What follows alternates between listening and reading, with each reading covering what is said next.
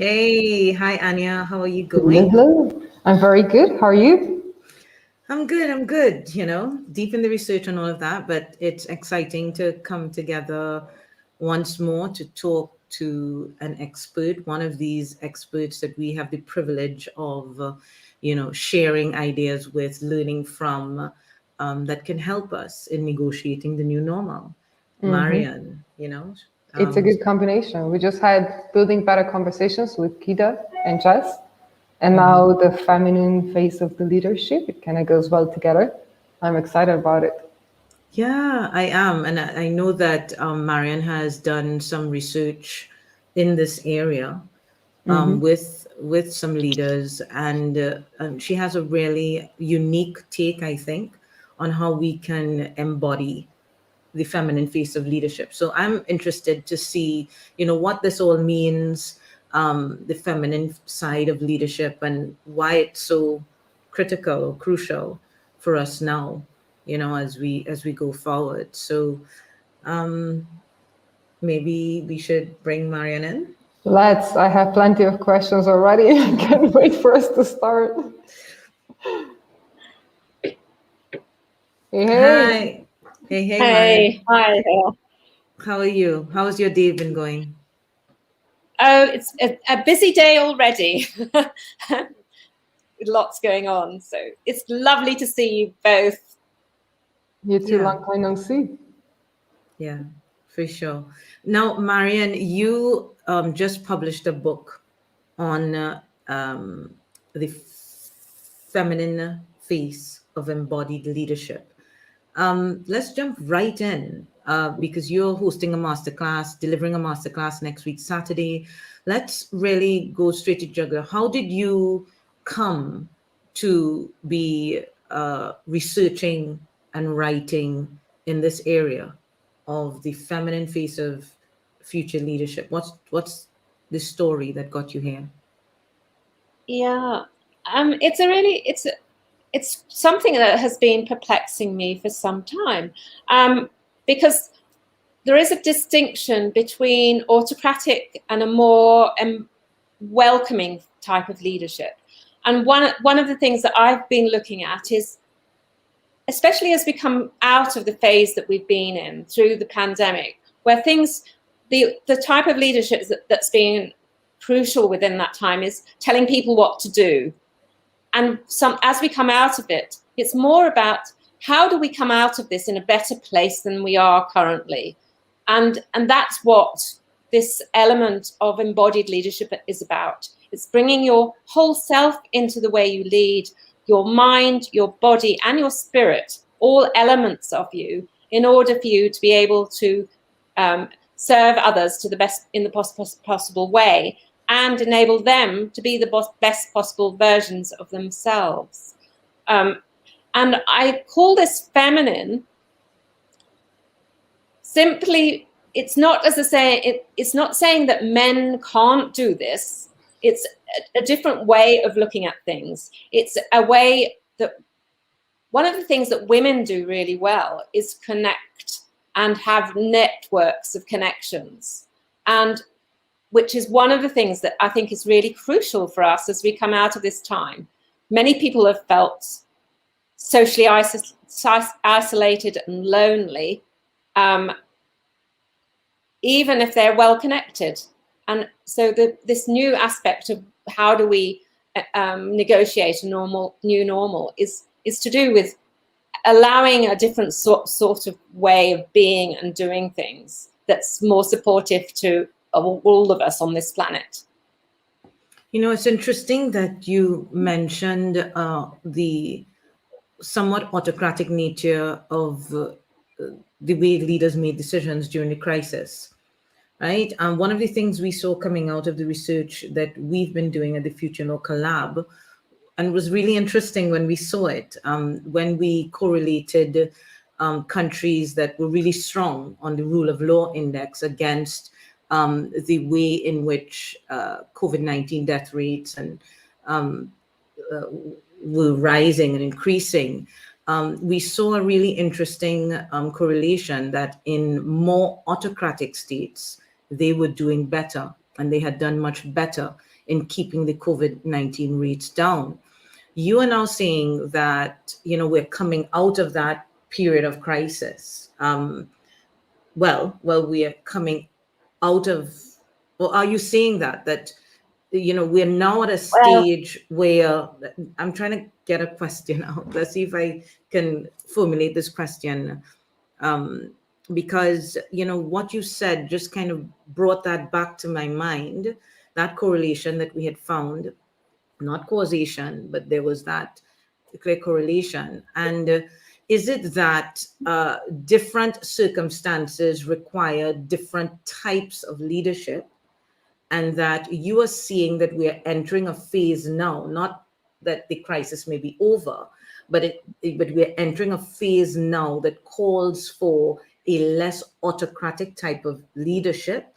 Is it that you're saying? So there's a linkage between circumstances and the type of leadership that's required?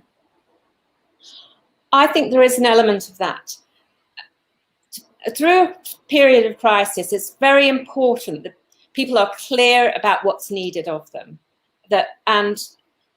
And I think that's evident. We've seen the situation in places like Australia, in some of the far eastern countries, where people have been very clear about what they needed to do.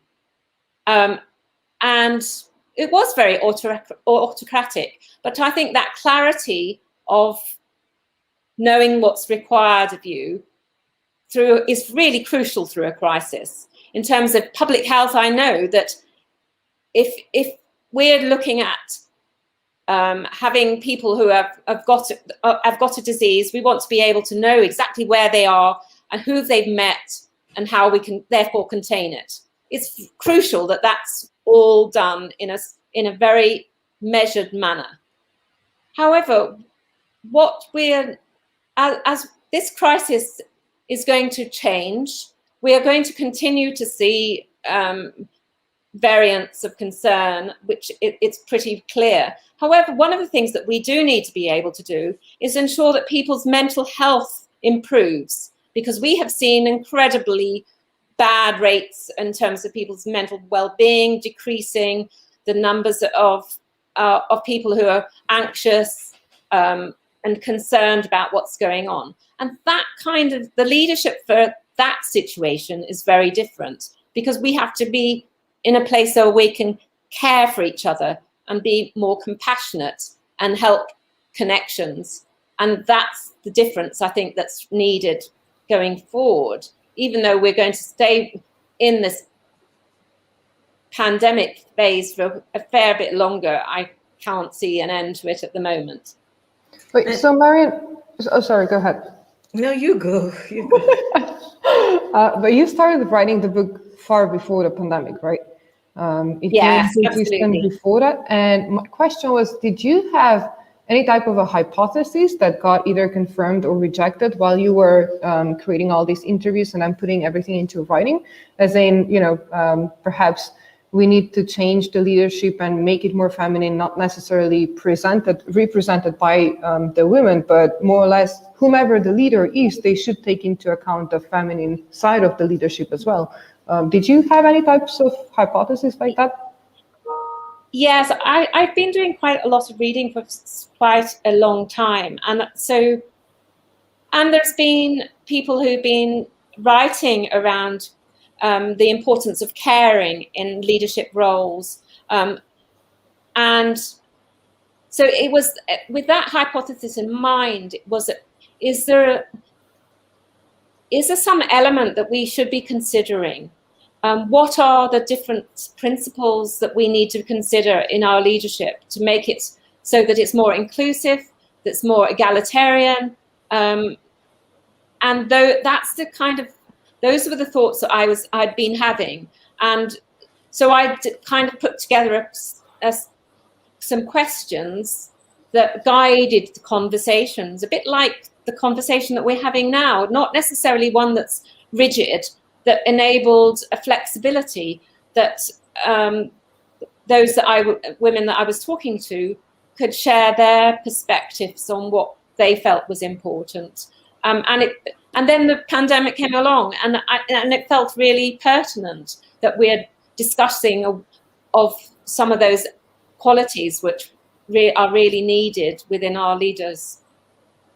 So when you say feminine, what exactly are we talking about? I mean, I hear you saying egalitarian, connected, caring. Are those the inclusive? characteristics? Yeah, exactly. Are these the characteristics of the feminine, or how would you describe that? Yeah. I think, well, one of the things about each of us, we all have masculine and feminine dimensions to us all. And it's like the Eastern way of thinking is around the yin-yangs,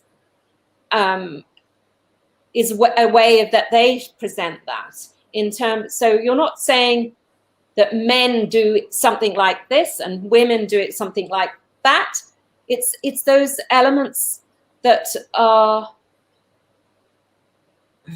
feminine, more feminine in their characteristics. I suppose they are a bit stereotypical, but it's those elements that where we're kind of more nurturing and caring for each other, which I think is really crucial for as we come through this phase into into this new normal, whatever that might look like. Mm-hmm. So is your work just around stereotypes, or is it science-based gender differences that we are speaking to as well? I think this is a really complex area, and I think it's not necessarily just stereotypes, because I think if you look at a lot of the tools that are used in leadership development now, some of them are they use like Myers-Briggs, for example. They'll use a questionnaire that determines whether you've got aspects that are extrovert or introvert, and some of that is not in the slightest bit scientific. It's just something that's happened, that's been explored over time, and therefore becomes a body of knowledge. And I think sometimes what's needed more is that we can rely on ourselves as in addition, that we can listen to what our heart is telling us to do, that might be giving us further information, that we're not always just considering the science, as it were, and that we all that many of us have a spiritual dimension in our lives that's not in the slightest bit scientific, but it's very important to us. And I think that's what I'm trying to explore rather than stereotypes. Yeah, and certainly, I mean, I know there have been several studies on the socio-cultural differences around gender from society to society. And so, I mean, I can see where you're coming from when you're speaking to the feminine side of leadership from a socio-cultural perspective, what has been perceived to be more feminine characteristics. I know there was a study on that more women tended to go into caregiving professions, and men tend to go into engineering and logic-based and math. I know it seems like a horrible stereotype, but there are studies that demonstrate that there is proclivity, whether it's gender or biologically based gender issues or sociocultural issues is another thing. But so what did you find in your research about the feminine side of leadership, this feminine aspects of leadership that you think would be very useful for all of us to understand more of? One of the things that I found was, even when I was talking to women who are quite senior in their roles, that they don't necessarily see themselves as leaders, and yet others most definitely did. And that was one element that I found interesting. Talking to a professor of geography, and she said, I kind of ended up in this leadership position without even realizing, as it were. And I think when we look at some of the studies that have been done about women and their tendency to apply for jobs, and it's very interesting to see that actually women will only apply for a job if they meet 80+% of the requirements, whereas a man will happily apply for a job with only 40 or 50. And that's one thing that fascinates me, and may have a part to play in all of this. But I think one of the things that I've noticed in the time that I've been working through this pandemic, our working practices have become far more collaborative because we're using virtual meetings now. And you can't have people talking over each other, otherwise nobody can hear each other. So collaboration has definitely increased in some aspects over this time. And I would say collaboration, connectivity, all of those, there's a lot of what I've been exploring actually happened to have a starting letter with a C: compassion, care, connectivity. And it's been very apparent that we've been in those conversations. You've also had people thinking about compassion more. How do we make sure that the most deprived within our communities have opportunities going forward from this? They have been placed through the pandemic. We know that the rates of COVID have been much greater in some of those minority communities because their living conditions are much worse. They're very much in a situation where there may be lots of family members within a household, and they are the ones that may be going out to work and faced with infection rates as they go about their daily business. And this has made it quite a significant, one of the reasons why our mortality rates are so much greater in those communities. So I do think we need to be thinking about what are the qualities that we need in our society that enable people who are much more disadvantaged to have the similar opportunities to what you and I have. And so what are the kind of tools that you have developed and you've designed to help people tap into these aspects of leadership that you term feminine? What kinds of tools from a masculine woman like myself can be used to, yeah. One of the things that I think is quite helpful is around this whole aspect of reflection, which I know you do very well indeed, Margaret, and that's so that you use the kind of process of writing and exploring your thoughts. So one thing that I think is really crucial is that the reflective writing. And some of that can be done by you, not necessarily just linear type writing, but you can use poetry as a means of reflection as well. And quite a few coaches get their coachees to use that form as well. Other things I think that are quite helpful, there's an increased realization that for leaders that are really great, they use creative practices in their working lives. That might not be artistic forms of creativity, but just things like mind maps. One thing that I use is metacognitive drawing, and metacognition is the process of reflection on reflection. And if you do this with a pen in your hand or a pencil in your hand, that can open up an aspect of your mind that you have less control over. So it can give you further information that you might not be aware of. And I find that's a very helpful element. Others have begun to realize that things like having quiet time in nature is helpful to them. It gives, when do you have your aha moments? If you look at when it might be in the middle of the night. I have a notebook beside my bed and I'll write something down. Or it might be going for a walk and you see something and you think, oh, that's a really good thought. I'll make sure I remember that. Or it might be in the bath or wherever it happens to be for you. It's all different for different people. As the, what's it, thingamajig, I can't think of his name now, had one of those aha moments as the apple fell on his head. Newton. Right. So it's interesting because the tools that you are describing now, they sound as if we have to go into the isolation and let ourselves be creative and let ourselves be with ourselves. Well, for example, the characteristics of the feminine that we previously spoke of were not really so much isolated. They actually demanded having someone next to you, or they were more or less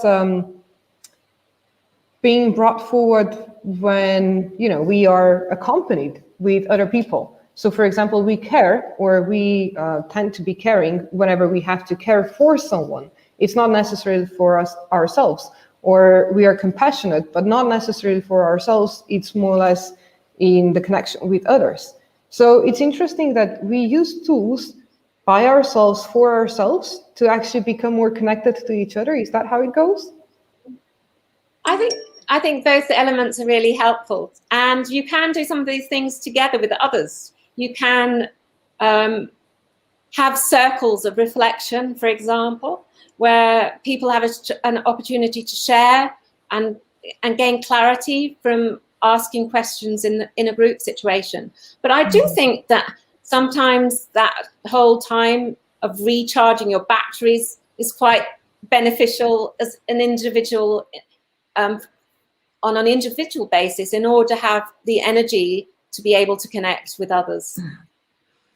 You know, I have experienced some of your tools, Marion, and it has been transformative in my view, particularly metacognitive drawing, that technique that you introduced me to, and has opened up a world of insight for me. And I know that you're going to be sharing, you know, that particular tool and others at the upcoming masterclass on Saturday. I just want to come back to this issue that I do have when I think about your work, because I think the tools that you have developed and you have curated to help to explore the 13 characteristics of leadership that you've written about in your book. You know, I still want to come back to why you call them feminine, because I feel like the 13 characteristics you've identified they seem to me characteristics of 21st century leadership. This is what all of us, each of us as human beings, should embody going forward if we want to have a more connected, collaborative, and co-evolving, safer planet for human flourishing, right? And so I just, you know, I see we don't have much time left, but so I just want to get your take on why you put the stake down. That's the title of your book. I know. That's the title of your masterclass, The Feminine Face of Leadership, of Embodied Leadership. Why? I think what I began to realize is that we needed something different.